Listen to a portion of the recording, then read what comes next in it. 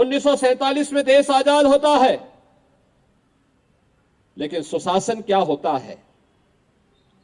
यह उत्तर प्रदेश के वासी नहीं देख पाए। इसका पहली बार एहसास लोगों को तब होता है जब प्रदेश में स्वर्गीय कल्याण सिंह जी मुख्यमंत्री के रूप में शपथ ग्रहण करके अपनी शासन व्यवस्था को आगे बढ़ाते हैं। याद करिए, उस समय भी उन्हें अस्थिर करने के लिए किस प्रकार से झुंड के झुंड अव्यवस्था फैलाने के लिए उतारू हो गए थे, लेकिन उसकी परवाह किए बगैर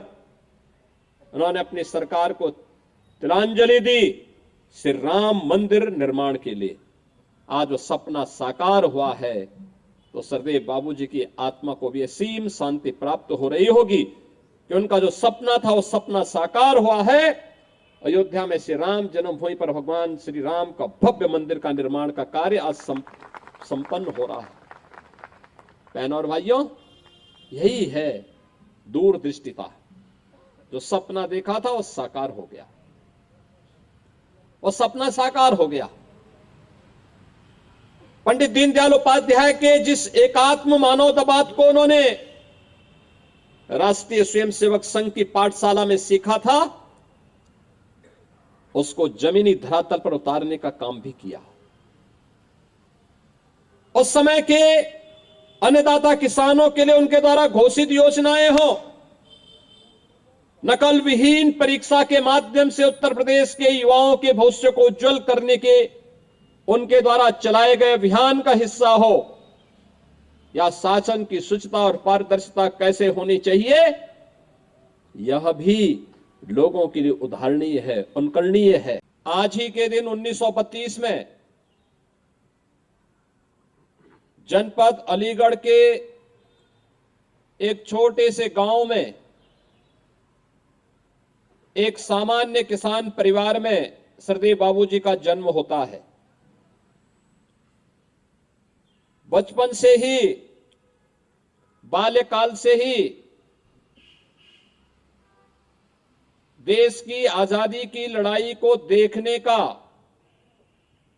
और ये देश आजाद होगा, स्वतंत्रता के इस बोध और भावी भारत के निर्माण में हमारी क्या भूमिका होगी, इन संस्कारों से उत्प्रोत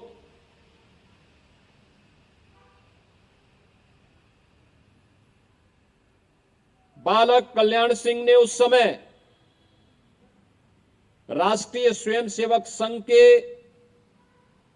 सामान्य शाखा से लेकर के आगे के कार्यक्रमों के माध्यम से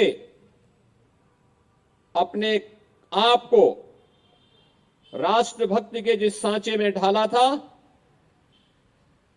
एक किसान के रूप में, एक शिक्षक के रूप में, 1977 में प्रदेश के स्वास्थ्य मंत्री के रूप में,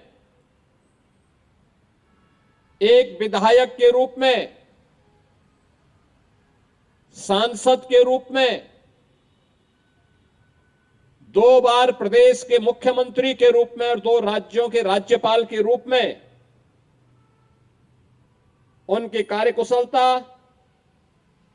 उनकी कर्मठता और उनकी प्रशासनिक क्षमता की दक्षता को हर एक व्यक्ति ने स्वीकार किया। अक्सर होता है कि लोग सत्ता के लिए सिद्धांतों को तिलांजलि दे देते हैं, कुछ प्राप्त करने के लिए मूल्यों के साथ समझौता करते हैं। लेकिन एक ऐसा व्यक्तित्व भी था जिन्होंने मूल्य और सिद्धांतों के साथ कोई समझौता कभी नहीं किया। श्री राम जन्मभूमि आंदोलन के दौरान और उसके उपरांत भी प्रदेश की राजनीति को एक नई दिशा देने, प्रशासनिक दक्षता को परिपूर्ण करने के लिए उनके द्वारा 1990 के दशक के प्रारंभ में और उसके उत्तरार्ध में भी